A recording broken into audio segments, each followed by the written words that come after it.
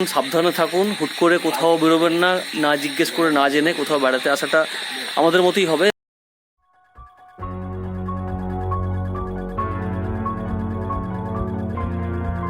Welcome back, welcome to my channel. আশা করি আপনারা সকলেই ভালো আছেন। আর আগের এপিসোডটা নিশ্চয়ই দেখেছেন, যদি না দেখে থাকেন তো দেখে নিন। ইনসিডেন্ট তেমন কিছুই মারাত্মক কিছু, ভয়ানক কিছু নয় যে ভয় পেয়ে যাবো, ব্যাপারটা তা নয়। তাও কিছুটা হলেও একটু ভয় লাগছিল যে কি হবে। এতটাই বৃষ্টি হচ্ছে, আমরা ভেবে উঠতে পারছিলাম যে আদৌ থাকতে পারবো কি পারবো। ওখানে একজনের সাথে দেখা হলো, তো ভদ্রলোক বললেন যে আপনারা চাইলে এই থানার মাঠে কাছে এখানে টেন্ট লাগাতে পারেন, কারণ এখানে অনেকটা ফাঁকা জায়গা আছে এবং পাশে সিকিউরিটি আছে। তো আমরা বললাম যে থানার মাঠে কেন সিকিউরিটি, ইনসিকিউরিটির কী ব্যাপার আছে, কী ভয়ের আছে? না, উনি তখন বললেন যে আজকেই এখানে থানাতে মাওবাদীদের পোস্টার পড়েছে, আবার ফিরে এসেছে, খারাপ কিছু ঘটতে পারে, তো জানি না। তো ওনারা বললেন, ওনার কথা বলার পরে আমরা ভাবলাম যে ওনাকে বললাম, তারপরে আমরা যে আমরা কোনো একটা লেকের সাইডে বা এই সাইডে চলে যেতে চাই। তো উনি বললেন যে না, গতকাল থেকে এখানে আপনার কন্টেনমেন্ট ডিক্লেয়ার করা হয়েছে, কারণ এখানে শুধুমাত্র সন্ধ্যে 6টা অবধি বাজার খোলা থাকবে, এছাড়া বাইরের কোনো লোককে অ্যালাউ করবেন না। তো আমরা তখন বললাম কি যে ভাবলাম যে তাহলে একটা কোনো কাছাকাছি কোনো হোটেল দেখে আমরা একটা থেকে যাবো কোনো মতো রাত্রে, কারণ এসে তো পড়েছি সন্ধ্যে, তখন 5:30 বাজে, তখন বেরোনোর কোনো জায়গায় নেই। তো নিজেদের মধ্যে আলোচনা করে আমরা হোটেলটায় ফোন করলাম। তো হোটেলে বললো যে আমাদেরকে পুরোপুরি স্ট্রিক্টলি বলা আছে কোনো বাইরের লোককে থাকতে দেওয়া যাবে না। লোকাল একজন কাঠের মিস্ত্রি, ওনার দোকানের সামনে দাঁড়িয়েছিলাম আমরা। তো ওনাকে জিজ্ঞেস করলাম কি দাদা, এই দোকানের সামনে শেডের নিচে এখানে আমরা থাকতে পারি রাতটা? এখানে থাকা যাবে না, আপনি এক কাজ করুন, আপনি বরং ব্লক অফিসে চলে যান। ব্লক অফিসে গেলাম, ব্লক অফিসে গিয়ে ওখানে খোঁজ করলাম বাইকটা রেখে, কিন্তু দেখলাম যে ওখানেও কেউ নেই, সিকিউরিটিও নেই। তো কিছুই করার নেই, তখন আর কী করা যাবে, গেলাম ফরেস্ট অফিসের দিকে, কারণ ওখানে স্টাফ একজন বললেন যে আপনি চলে যান, পাশেই ওখানে ফরেস্ট অফিস আছে, ফরেস্ট অফিসের তো অনেক গেস্ট হাউস, আপনারা ওখানে গিয়ে বললে হয়তো অ্যারেঞ্জ করে দেবে। ফরেস্ট অফিসে গেলাম, অলরেডি 5:45, প্রচুর বৃষ্টিও হচ্ছে সাথে। ফরেস্ট অফিসটা মোটামুটি পুরো একদম সে ভুতুড়ে পুরো বাড়ি, পরিষ্কার ফোন টোন করে বলে দিলেন যে না, ইম্পসিবল, এখানে থাকা সম্ভব না। সাইড সিন তখন মাথা থেকে পুরো গায়েব। তখন একটাই টেনশন হচ্ছে যে থাকবো কোথায় রে বাপ, এলাম তো এখানে কোথায় থাকবো, তো কেউ থাকতে দিচ্ছে না, ভয় দেখাচ্ছে। কে বলছে মাওবাদী আছে, কে বলছে হাতি আসবে, কে বলছে গ্রামের লোক রেগে যাবে, কে বলছে করোনা হয়েছে, এখানে অনেকের কন্টেনমেন্ট জোন করা হয়েছে। সবাই শুধু বিপদই দেখাচ্ছে, তাহলে থাকবো কোথায়? এত এই জিনিসপত্র নিয়ে কোথায় যাবো রাত্রেবেলা, বৃষ্টি হচ্ছে, ভগবান কি আমাদেরকে একটু জায়গা করে দেবো না থাকার জন্য? বাকিদেরকে ডেকে নিয়ে আমি বললাম যে চলো আমরা গ্রামের মধ্যে কোথাও একটা গিয়ে ফাঁকা জায়গা দেখে থেকে যাবো। তো বাকি সবাই চলে এলো, গিয়ে আমরা ওই ফরেস্ট অফিসের গা দিয়ে গ্রামের দিকে চলে গেলাম। গিয়ে দেখলাম একটা টিউবওয়েল আছে, টিউবওয়েলের পাশে একটা ফাঁকা জায়গা আছে, খুব সুন্দর, বেশ অনেকটাই বড় ফাঁকা জায়গা। তার পাশেই অরণ্য গেস্ট হাউস আছে। গেস্ট হাউসের পাশে ফাঁকা জায়গাটায় থাকবো বলে আমরা ডিসাইড করে টেন্ট ফেন্ট লাগাচ্ছি। ভদ্রলোক এসে বললেন যে আপনারা এখানে আড্ডা দিচ্ছেন, এই আপনারা গিয়ে পঞ্চায়েত প্রধানকে জিজ্ঞাসা করুন। এরকম আমরা ভাবলাম যে তাহলে স্বাভাবিক ব্যাপার, গ্রামের লোকের সাথে তো গণ্ডগোল করে থাকার কোনো মানেই হয় না। প্রধান ম্যাডামের বাড়ি পৌঁছলাম, পৌঁছতে উনি ছিলেন ওখানটায়, উনি কথাবার্তা বলে উনি বিডিও সাহেবকে ফোন করতে বললেন, সাহেব ফোন ধরলেন না। তো তারপর উনি বললেন তাহলে থানায় আপনি জানিয়েছেন? আমি থানায় তো আমি জানাইনি, আপনি তাহলে একটু জানিয়ে দিন। তো কিছুক্ষণ পর বিডিও সাহেব নিজেই ফোন করেছিলেন, ল অ্যান্ড অর্ডার ইস্যু হয়ে যেতে পারে, আপনারা বাইরের থেকে এসেছেন, কারণ এখনই এখানে আজকেই আপনাদের এখানে একটা মাওবাদীর একটা পোস্টার পড়েছে, তা কী করে লায়াবিলিটিটা নিতে পারি, আপনার বাইরের লোক। কি স্যার, আমরা তো এখন কিছু করার নেই, আমরা কোথায় যাবো এখন এই রাত্রেবেলা, এই অন্ধকারে, বৃষ্টি হচ্ছে প্রচুর, উপায় নেই।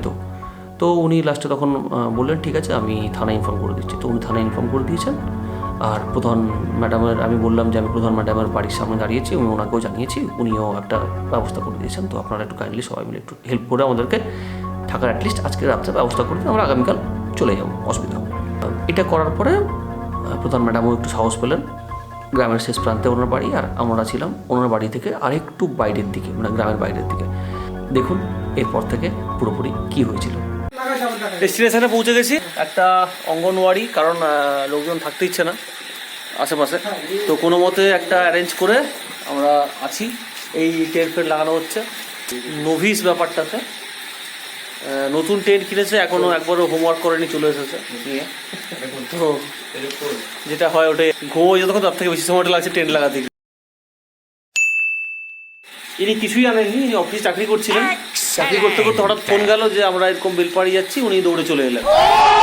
পুরো টেন্ট ফেন্ট লাগানো কমপ্লিট। এটা আমার টেন্ট, এটা বিক্সানের, জয়, যিশু আর বাপিদার ঘর। তো সবার ঘর রেডি হয়ে গেছে। যিনি এখানে আমাদেরকে অ্যারেঞ্জ করে দিয়েছেন উনি আবার চাটা দিয়ে গেলেন আমাদের। মানে মেঘলা চাইতেই চা আর কি, জল নয়, জলের সাথে চাও এসে গেছে। এদিকে দাও। সঙ্গে বিস্কুটও, টপ বিস্কুট। আহা হা, আলাদাই মজা। তো মোটামুটি ক্যাম্পিংটা আমাদের পুরোপুরি নেচার ওরিয়েন্টেড হয়নি, মানে কিছুটা আর্টিফিশিয়াল ঘরোয়া হয়ে গেছে, ডোমেস্টিক ব্যাপার হয়ে গেছে। বাট স্টিল এটা একটা বিশাল এক্সপিরিয়েন্স। টার্গেট করেছিলাম আজকে চাইনিজ খাবো, মানে ম্যাগি, স্যুপ, চাইনিজ ফাইনিজ গুলি মারো, দেশি জিন্দাবাদ।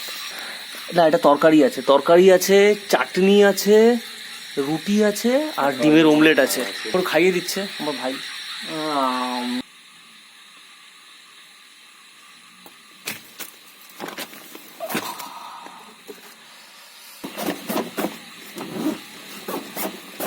সবাইকে শুভরাত্রি, ভালো থাকবেন, সুস্থ থাকবেন।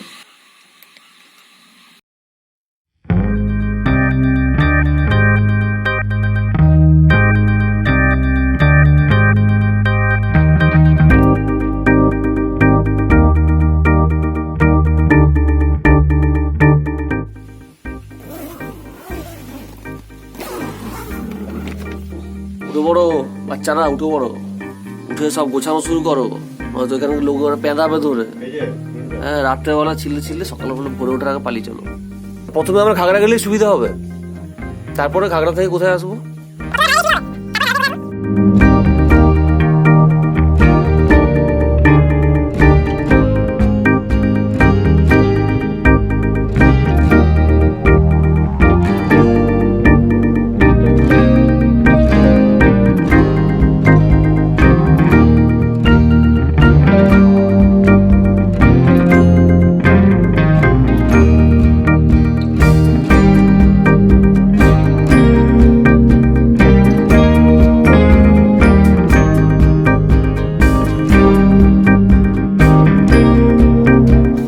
টেন্ট ফ্যান গোছানো শেষ, এবার রেনকোটটা আছে, রেনকোটটা চাপিয়ে নিলে মোটামুটি কাজ হবে।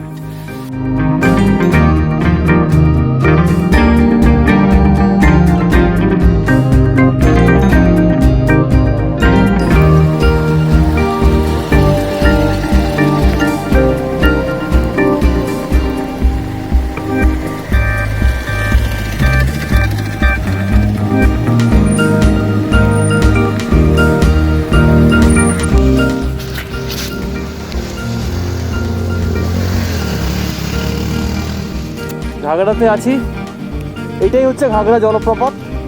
ঘাগড়া হচ্ছে পুরোপুরি দু সাইডে উঁচু, মানে পাহাড় টাইপের। এই টিলার মতো পাহাড় হয়ে গেছে দুটো সাইডেই হয়ে গেছে, এইভাবে দুটো সাইডেই হয়ে গেছে। আর ওর মাঝখানে পাথর ভেঙে জল আসছে, এই পাথর ভেঙে জল আসছে। ব্যাপক জায়গা, ব্যাপক ভিউ।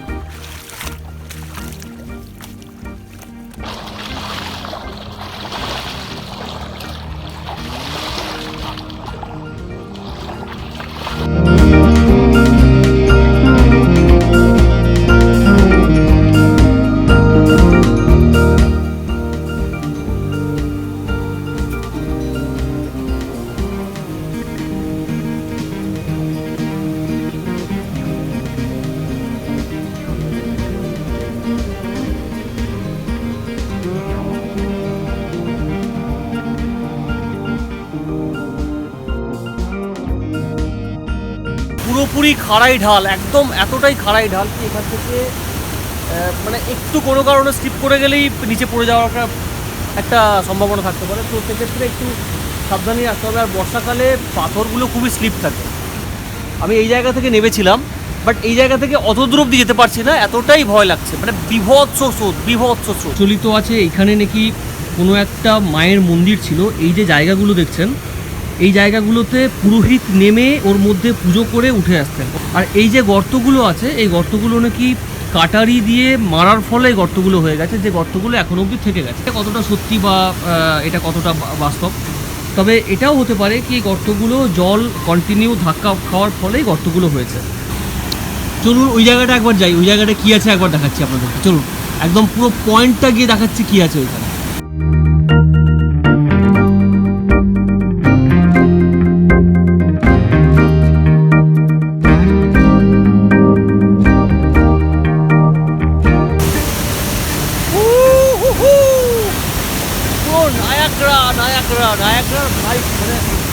নায়াগ্রার ভাই বললে আবার আপনারা অন্য কিছু ভেবে নেবেন না, নায়াগ্রার ভাই নায়াগ্রাই হবে।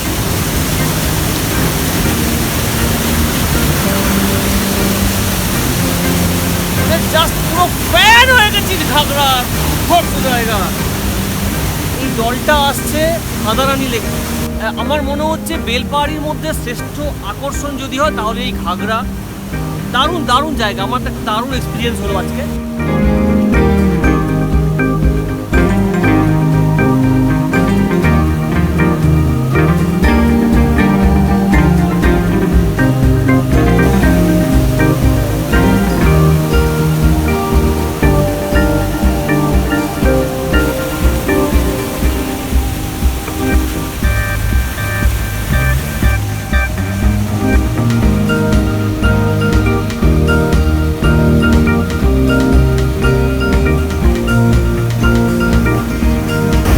তো এবার যাওয়া যাক গাড্রাসিনি বা কাঁকড়াঝুড়োর দিকে।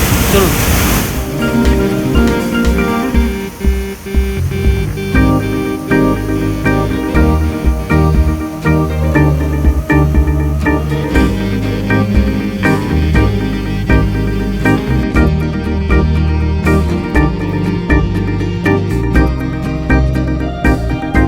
Sorry extremely sorry.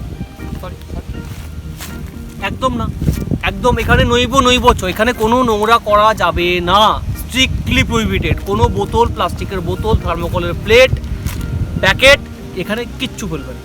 এটা একদম পুরোপুরি একটা পরিষ্কার জায়গা। প্লাস্টিক এখানে কোনো রকমভাবে ইউজেস চলবে না। টাটা।